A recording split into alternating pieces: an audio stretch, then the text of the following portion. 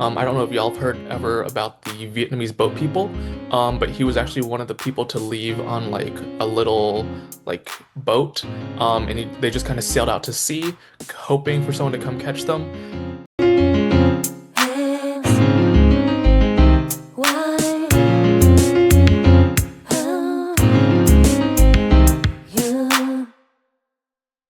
Hi, everyone. This is a podcast with two Asian American women sharing and learning about everyday life experiences cross-generationally. Hi, everybody. Welcome back. We are so thrilled to have you today for a very special guest. I actually met David. Welcome, David. I met him recently and we had a conversation that really just piqued my interest. So stay tuned for all that. But we wanted to welcome David Huang. Yay! Thank Welcome, you y'all for David. having me on. Thank you so much for being on. Can you start by sharing just a little bit about yourself for those of Sure. us who aren't as familiar? Sure. So of course my name's David Huang. I was born and raised here in Jacksonville, Florida, to two first generation Vietnamese parents, who both immigrated to Vietnam. My dad came here during the war, as one of the boat people, and my mom came here, a couple of years after that, after the war had ended.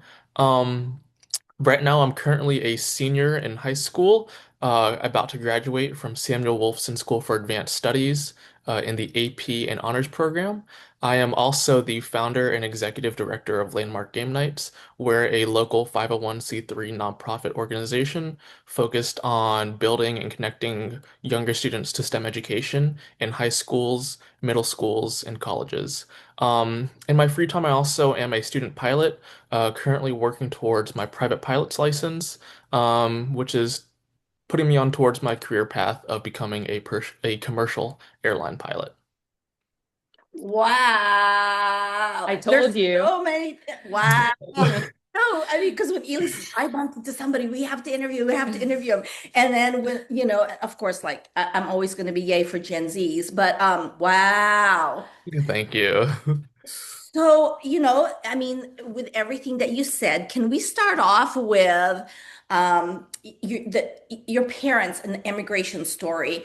Um, that's just nice. I like to hear. I love to hear, immigration stories and the success, and you because of it. And so, kind of tell it like let's delve a little bit deeper into David here.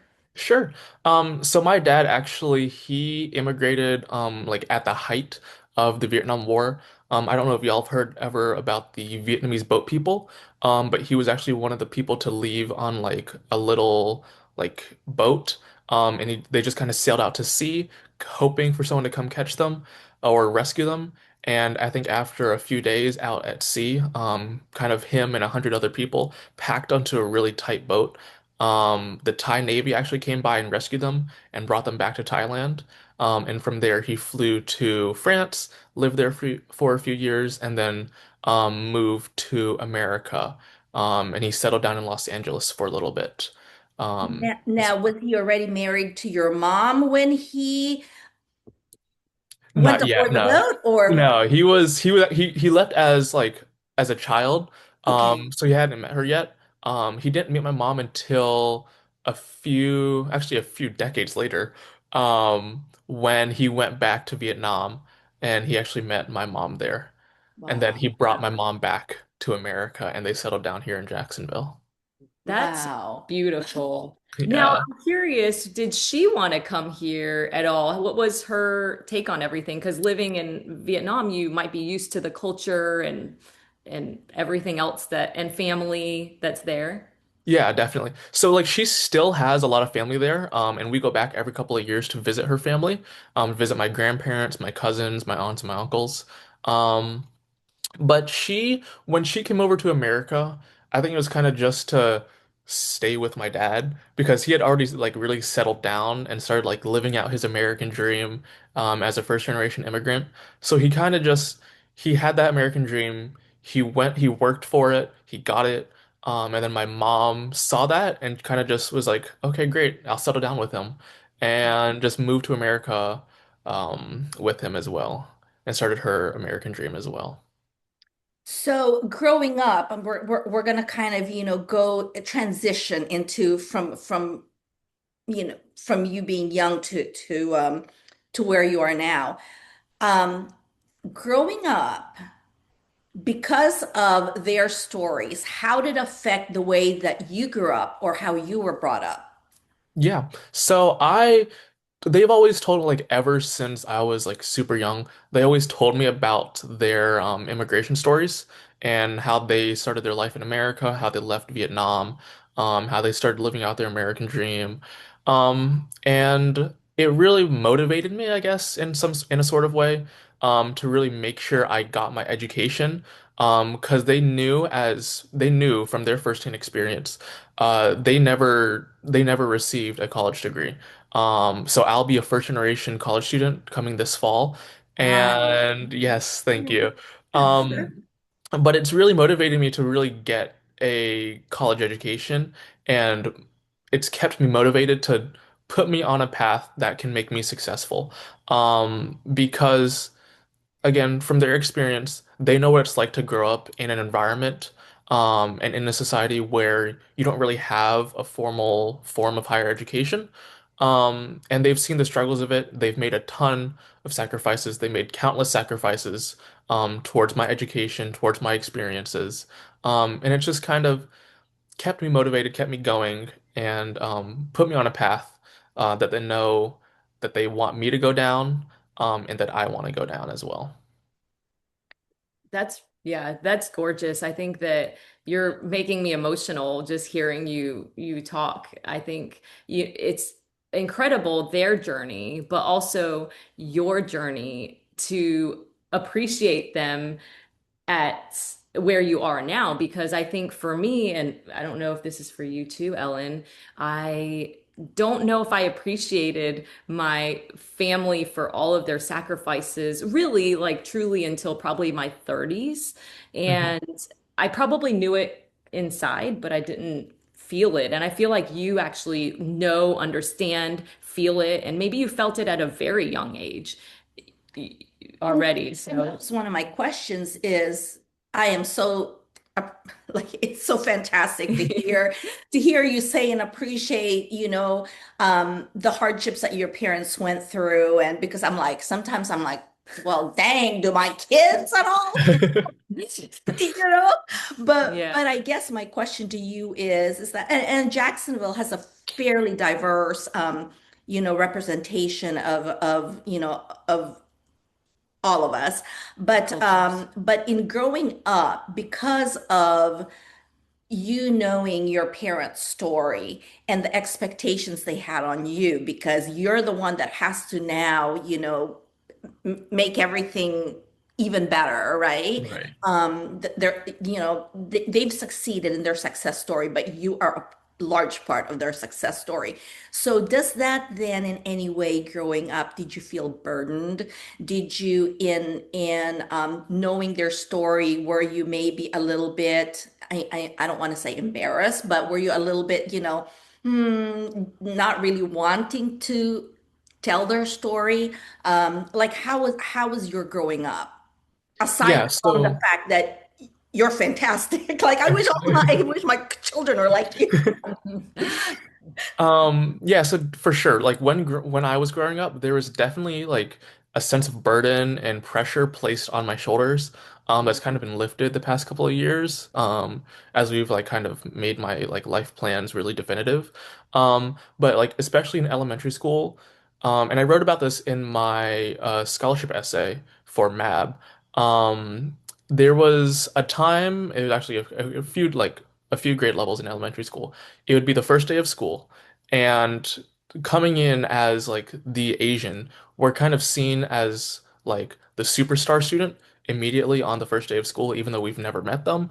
I've never met my classmates, I've never met my teacher. But there's already been this like expectation set for me, to do well and better than most of my class. And that's kind of I would say that the effect that that pressure had on me was kind of like a double-edged sword. Like, yeah, it got me good grades, um, but it really made me it really made me struggle to learn how to communicate with my classmates, with my peers, um, emotionally and socially. So that's the struggle I had growing up for sure. And then as far as their story goes, their immigration story coming over here to America, um, I never really had a chance to really share it with anybody because there was really never a space for me to share it with anyone. So it was kind of just like something that they told me, I kept it with me, and I took it like as a life lesson, but I never really had the chance to share it with anyone.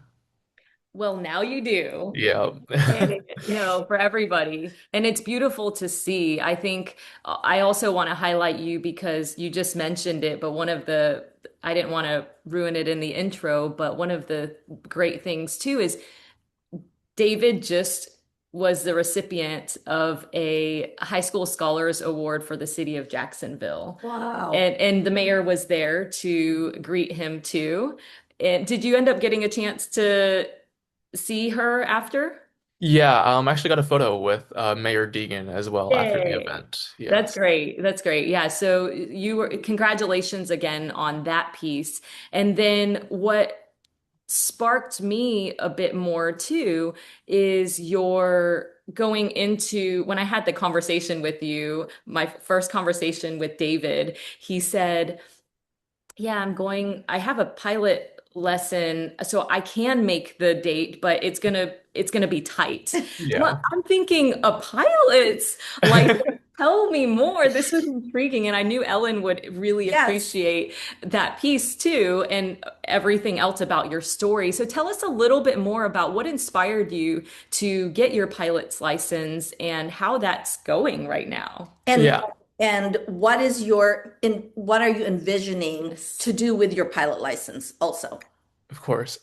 Yeah, so funny story, when I was growing up, I was like deathly afraid of planes because you always see on the news like, oh my goodness, a plane crashed. What if like the plane I get on is next? So anytime we went somewhere, we always drove. We never left the country until I was about like 10 years old. Um, but like there was one time my sister who was living in Indiana at the time, she had a medical emergency, and she was hospitalized and we had to go to Indiana and I was given two options. My parents were like, we can either drive there, take the 12-hour trip there, or we can take a plane and get there in a few hours. And I was like, I don't want to get on a plane, so we're gonna drive. Um, so we took a very long road trip up to Indiana. And it was like, okay, great. But then I really like thought about it. I was like, do I really want to sit in a car for that long? Um, All the time? yeah, I know. For like super long road trips. And then a few years after that, we were looking into going to Vietnam, which would have been my first time going to Vietnam. And of course, we can't get to Vietnam by a car. We can only get there through a plane. So of course, I took my first flight out of here, going towards Vietnam when I was about 10 years old, in fourth grade. And actually, I loved it. I was like marveled by I call it like the big metal bird because that's kind of what I saw it in some marketing pamphlet from United Airlines. Um, and they described the plane as a big metal bird, and that's exactly what I saw it as. It was kind of like an engineering feat, an engineering marvel. And my dad, he's an aerospace engineer, Mm. working on the ignition systems for GE Aerospace. So Wow. he's actually he before that flight, and I guess like since about 2002, since he's been working for them, he actually designed some of the ignition systems for the engines on the planes that we flew on. So it was super cool to see like his work being put to use. Um, and then most recently, I don't know if y'all heard about the Artemis 2 launch, but he actually designed the ignition systems as well for the main engines on the Artemis rocket. Oh, wow. So yeah, so he's kind of been like my main superstar and kind of like inspiration for that. Seeing that he's always been in the aerospace industry. My grandfather was also a pilot in Vietnam. He was actually, before the war, he was part of a pilots club in South Vietnam, and he was actually the first, I believe, Vietnamese to actually be a part of that pilots club because it was mostly American pilots who came over there. Um, but he was actually the first Vietnamese pilot to be over there in South Vietnam during that So time. was it really that flight to Vietnam That was my question. that really triggered the okay, I'm going to be a pilot, or was it a sort of like a conglomerate? I don't even know if that's a word. Like a is conglomeration a word I think so. Yeah. of your grandfather being a pilot, your dad being an aerospace. Like, did they push you in any way, to kind of get that seed in your brain, or was it really just that flight to Vietnam? Yeah, so I think that um there was definitely some sort of pressure. It wasn't really like manifested. It was just like an internalized pressure from my grandfather, from my dad. But that first flight to Vietnam really solidified it. And it was like I really like this and I kind of want to be at the front of the plane controlling and handling all of it. So it was kind of, I guess, there was some background and there was some like lingering sense of like wanting to go into the industry from my grandfather, from my father. And that first flight really just put it all together and really set my sights on, becoming a pilot. And that's my main career goal as of right now, which is to become a commercial airline pilot, hopefully for a major airline.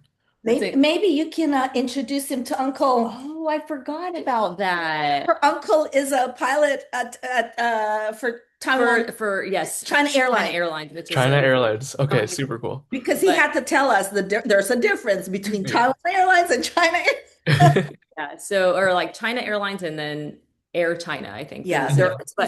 He's all but over. I follow it still. yeah, oh, that's great. So I forgot about that. We'll connect you after though, if you have any questions there. Yeah, for I know we sure. talked about a few other connections, but Yeah. okay, going back because a lot of Mhm. people are afraid around your question, but a lot of people are afraid of flying. So Mhm. including sometimes I get a little uneasy, but when did that fear go away? Because you were scared for a little bit. Was it that Yeah. first flight that the metal that you saw Mhm. it's like a metal bird or what was that moment? Yeah, so it was kind of like I actually on my first flight out, because you can't go straight from here to Vietnam, so we had to take a short hopper flight, excuse me, to Houston. But it was on that first flight out actually I got the window seat, and they made me look out the window, during the takeoff roll. Um, so I guess I mean it was kind of like a form of torture, but it was okay in the long run. Um, but yeah, it was like kind of looking out the window during the takeoff roll. And that like that like pressure you get whenever you lift off, it kind of Mhm. like pushes you down into your seat. Yeah, It was that feeling haters. combined with like just seeing the ground kind of like just disappear below me. It was something I really marveled at. It was like sort of a spectacle. Just seeing that the combination of the pressure of and the feeling of being pushed down into our seat from like the G-forces, the like the picture of just seeing the ground disappear below us as we lifted off. It was kind of those two put together, plus like the idea of, oh wow, I'm in a metal tube shooting through the sky with hundreds of other strangers I've never met before. Wow. Um, it kind of like just grounded me a little bit, I guess, and really made me look into my senses and like figure out like this is fine. I'm fine. We're fine. Like we're not gonna crash into the ground. Um, like we'll make it to Vietnam perfectly fine, intact. And we did. So, I mean, it's kind of just like looking into yourself and like realizing like what are the chances of us getting into an accident? Because that was like the primary driver of my fear of flying. But like statistically, you're more likely to get into an accident on the way to the airport than actually being in the plane. Because aviation accidents are, while they're like super tragic, and can have like, they can be a catastrophe. They're super rare. Like it's basically 1 in a million. Not 1 in a million, but it's like super rare that you'll ever end up in an aviation accident ever in your lifetime. So that's kind of just the statistics, the feeling of lifting off, and just like grounding myself in the fact that I'm with a bunch of strangers going somewhere at the same time. Really just really put my mind at ease, and kind of like soothe my fear of flying at the time. Wow. So that form of potential torture that you initially thought it Yeah. ended up healing that fear that you had of flying. Yeah, for sure. And of course, I can't have a fear of flying now because, I'm training to be a pilot. So it worked. It worked and I got rid of that fear for sure. Yeah. So, David, I'm going to take it back now to a little bit when you mentioned initially about the burden and the pressure, because I want to kind of show your movement, right, throughout the Hmm. course of time.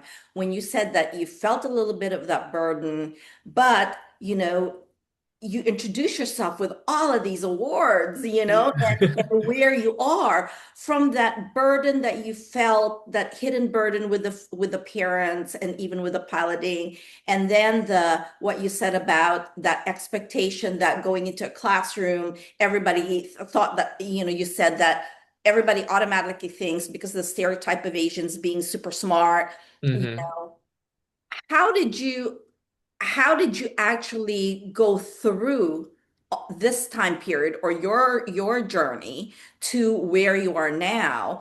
Did you consistently fight it? Did you just shine? Did you have to what? Like, how did you go about, you know, that journey? Yeah. So growing up, especially through elementary school, that's really where the pressure was kind of like present in my life. After COVID, which hit during my sixth grade year, after that it kind of really dissipated. I guess I know there was like the big scare of Asians during the pandemic. But after that, after that went away, kind of like I guess the pressure went away, which was kind of But odd. Oh. elaborate on how you went through that, whether it Mhm. be mentally or emotionally, because if a younger folk is listening to this, to Mhm. you, and I want them to go, okay, this is how he did this. So maybe this is how I can get through the same thing that he went through. Does that make sense? Yeah. So my parents, they always told me to take advantage of the opportunities that I'm given. And that was one way I knew I could kind of like appease their expectations. So it was like, yes, I fell towards the pressure, like the pressure took its toll on me. But the opportunities that it kind of forced me into, I just took up, and dealt with it.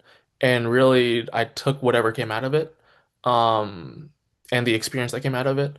Like for instance, in elementary school, um, there were always expectations of, you got to get all A's, you got to work hard, study hard, and maintain good grades all throughout school, because education is like the number one thing for first generation parents. Um, but that pressure really, it worked, for me at least, in really keeping my grades up, helping me to develop academically. But as far as the social and emotional part, that was really kind of a struggle growing up. I never really got the chance to um, like develop super strong relationships with my peers at the time. Um, and there were some times where, of course I had friends, but it was never like a really super strong cemented bond that most other cultures have, especially at such a young age. And growing in like the suburbs of Jacksonville, where it was like majority white, it's like I was kind of seen as not like an outcast, but kind of just like a bit of an outsider.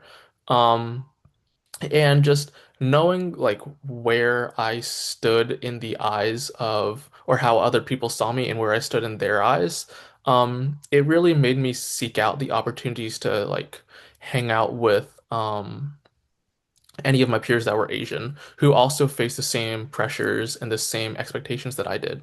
And we really kind of, I guess, shared that pressure that was put upon us. As like I guess a shared cultural experience that was just really put on us by our parents and that other people had on us. Hmm. Well, thank you. Thank you for sharing that. I'd like to fast forward now a little bit because I know we're short on time to landmark game nights. Hmm. Tell us a little bit about how it got started and what it is, because you mentioned it a little bit in the beginning that it's a 501(c)(3, and so we're curious about finding out more. Sure. Yeah. So Landmark Game Nights is actually it started out as kind of like a joke between me and my eighth grade history teacher, Mr. Johnson, who works at Nice High School now. But we had a joke, that one day me and him were gonna kind of play like a 1v1 in some sort of game because he was also like a gamer. I used to be, not really anymore, but like there was kind of that joke between us. And he was like, we should turn this into a video game night. So we did a video game night during my eighth grade year, and that same night he was like, "Come back next year, and I'll give you guys volunteer hours for it." So that kind of sparked an idea in my brain, and it was maybe I could turn this into something greater than it currently is. And I did. So starting my ninth grade year, which was about 2022, we started really developing kind of the concepts for what we wanted to be. I got with my friends, I got with my peers, I got with my academic leaders, and parents of my peers as well. They all provided input, and we decided that being a nonprofit was probably the best chance for us to share our mission. And we've kind of evolved our mission from that first event of just a bunch of kids playing video games to now us being in 5 school districts in Florida and having an impact on nearly 1,000 students in the Northeast Florida region. We've really kind of set our sights on building and connecting students through STEM education. One of our biggest events is basically its event model is we're at a middle school and we actually invite high schools and colleges into that middle school and kind of let them showcase what opportunities they have in STEM. As well as what they can do to get to a possible STEM job, becoming an engineer, becoming a doctor, becoming like a computer scientist, stuff like that. That's Wow. wonderful. I know. What an impact, right? That you are making just from a joke that Yeah. sparked. And I think it probably goes back to your parents saying the opportunity, take the opportunities that are given and make them apparently grow into what they are now. And we appreciate the opportunity to speak with you. And I think that, I always, in the end of each of our, I don't want to say interviews, but our Yeah. chats with Mhm. folks, I always try to get, oh, what is the overarching theme? I mean, with yours, there's so much, so many pockets Yep. of so many things. But with you, what really resonated with me is what I pulled out of this is working with opportunities that arise, but not just working with it, but actually making an idea more than a light bulb. Like really saying, oh, that's an idea, but not just sitting on it, but actually making it happen, you know? Yes, for And sure. that's what I mean, just because of this gaming thing, from Mhm. that to a 501(c), and then from a flight to being a pilot. Right, right. It's amazing, Ex- amazing, David. Thank Exactly. you so much. What What advice or tip do you have for future generations coming through with your experience, knowing what you know now? What's your Mhm. advice for future generations? And not just future generation per se, but those that might have similar stories Yeah. than Mhm. us, you know. Yeah. What? So I would say, of course, Ellen, like you said, definitely make most of the opportunities that you're given.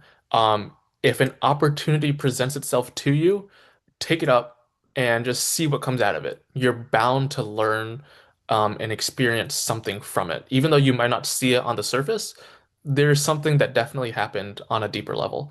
And then I would say for other people who've had similar experiences to me, share your story. I really think that there are more people out there who could benefit from really understanding that there are other people out there who really have similar stories. We're all unique. We're all individuals who have our own story. But most of the time, there's other people out there who have a similar story. In our upbringing, in our life goals, where we're headed in life. So it just knowing the fact that there's other people out there with a similar life story to you can really motivate you and ground you and help you understand that I'm not the only one. There's other people. And I know that there is going to be a support system out there for me. Aw- Fantastic. Awesome. Um, uh, Put in a little plug. So, if you are needing help or if you want to get the word out about your 501c STEM group, how would anybody that want to help your organization, how would they get in touch with whomever? Sure. So they can actually contact us directly through our website. All of our contact information is on our website, www.landmarkgamenights.org. That's Landmark Game Nights, nights like the night sky. Landmarkgamenights.org. All of our contact information is on there, as well as our donation page. If anyone would like to make a tax-deductible donation, they are welcome to do so. As well, all of their donations go directly towards supporting our events and programs and materials that we use to support our mission. Every single dollar, every single penny is recycled back into the organization, um, and it's not to the private benefit of any individual. Every single penny goes towards our mission, and supporting our mission. So, if anyone would like to go to our website and learn more about us, again, www.landmarkgamenights.org. Well, Beautiful. Thank you so much so for much. taking the opportunity. We just actually reached out to David yesterday, and he, yeah, so another opportunity that he is taking, and thank you for the opportunity to connect with you. It is such a pleasure. Ellen and I just really, And really I'm enjoy it. looking forward to keep in contact. And one day soon, you will be the pilot of one of our trips. Yes, of course. Hopefully All sometime right. soon. Thank you, Thank you, David. Of David. course. Thank you, Ellen and Ailey. Thank Take you. care. Bye. You as Bye. well. Bye bye. Bye.